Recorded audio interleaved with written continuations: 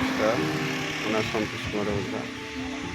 आज आसन देखा ए सप्ताहर कारीगर शरद कुमार पात्र नुआपटना चिजुरिया से जड़े बांध शिल्प कारीगर बांध शिल्प पद्मश्री अवार्ड पाई वर्ष पाइबा जाऊँ कम देखा के सुंदर सुंदर काम से बांध कलार केते निपुण से विभिन्न प्रकार छांद चौपदी लिखिं विभिन्न प्रकार कोणार्कर प्रतिबिंब भी कर बहुत सुंदर काम कर जीवनटा बहुत संघर्षमय बहुत सुंदर सुंदर काम करती निजे भी मध्य जड़े पद्मश्री पाई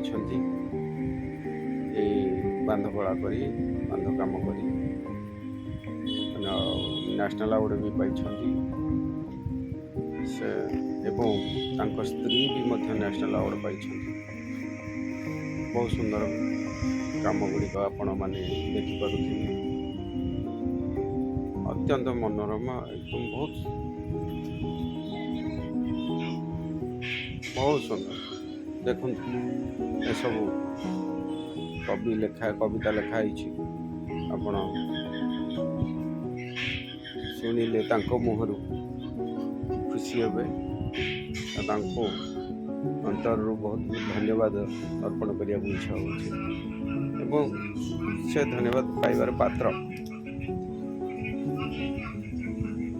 आसतु किसी समय कौन लिखा मुहर किसी अच्छा कथा शुणा यहाँ हूँ बसंत ऋतुर वर्णन सब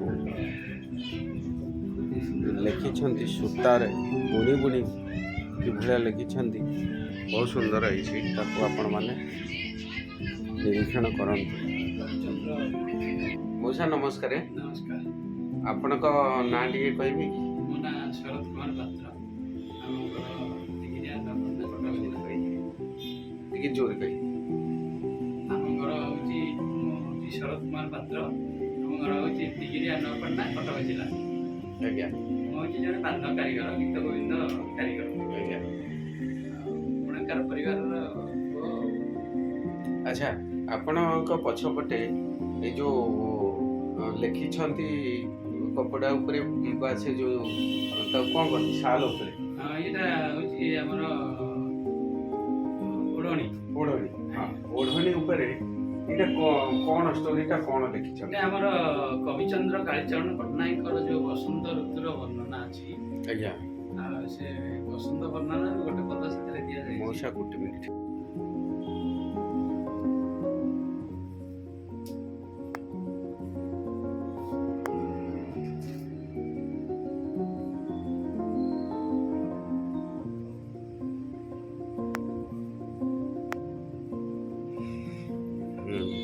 मौसा नमस्कार नमस्कार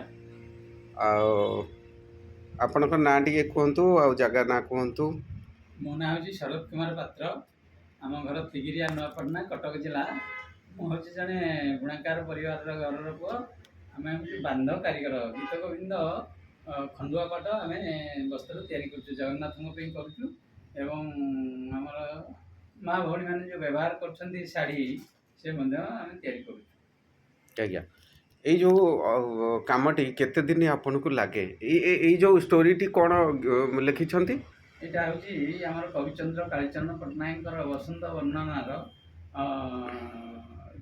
लेखा अच्छी गोटे पद यहाँ हूँ ओढ़णी आज्ञा बिहरे धरारे बसंत आज प्रकृति सुंदर नववेश साज आज्ञा ओढ़णी जो कविता लिखिं या भितर यहाँ बनवाई केते समय लगुच यहाँ पाखापाखि 1.5 मास रु 2 मास लग जाटा हूँ आम चेरमूली रंग देहर प्रस्तुत अच्छा ये केमिकल रंग व्यवहार करा आज्ञा आम मालबेरी सिल्क सब नेचुरल आज्ञा अच्छा केते वर्ष बयस रु आपण काम कले बापा साथी पिला दिन ସାତ ଆଠ ବର୍ଷ ଦିନରୁ ଧୀରେ ଧୀରେ କାମ ଶିଖିକି ଏଇ କାମରେ ରହିଛି ଆଉ। ଏଇଟା ଆପଣଙ୍କର କୌଳିକ ବୃତ୍ତି। ଆଜ୍ଞା।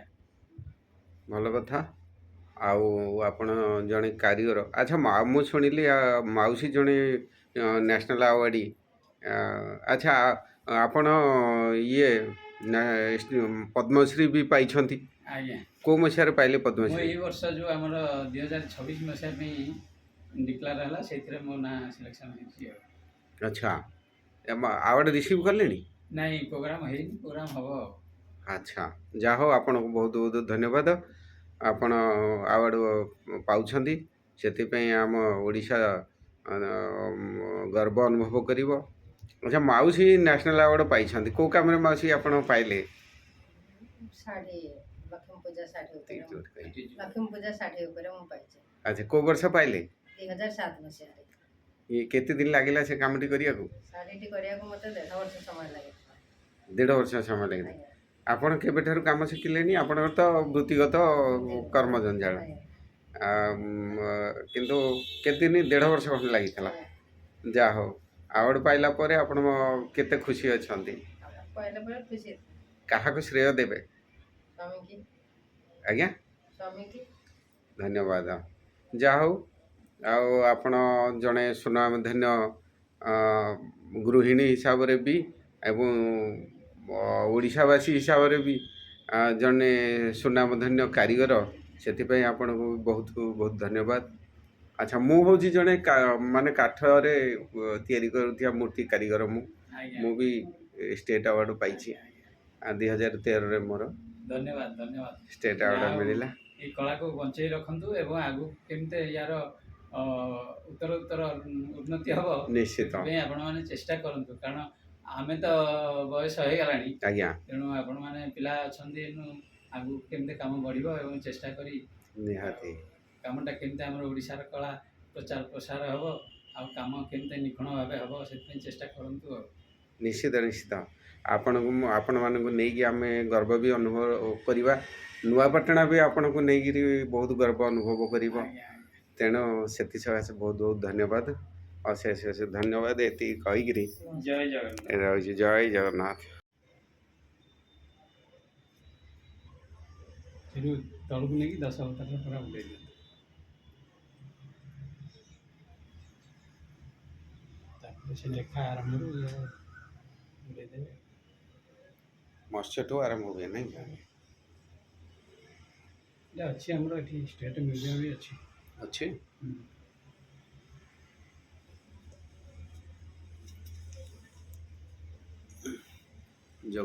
ଜଗନ୍ନାଥ ସ୍ୱାମୀ ନୟନ ପଥଗାମୀ ଭବ ତୁମେ। ଗୀତାର ଗୀତା।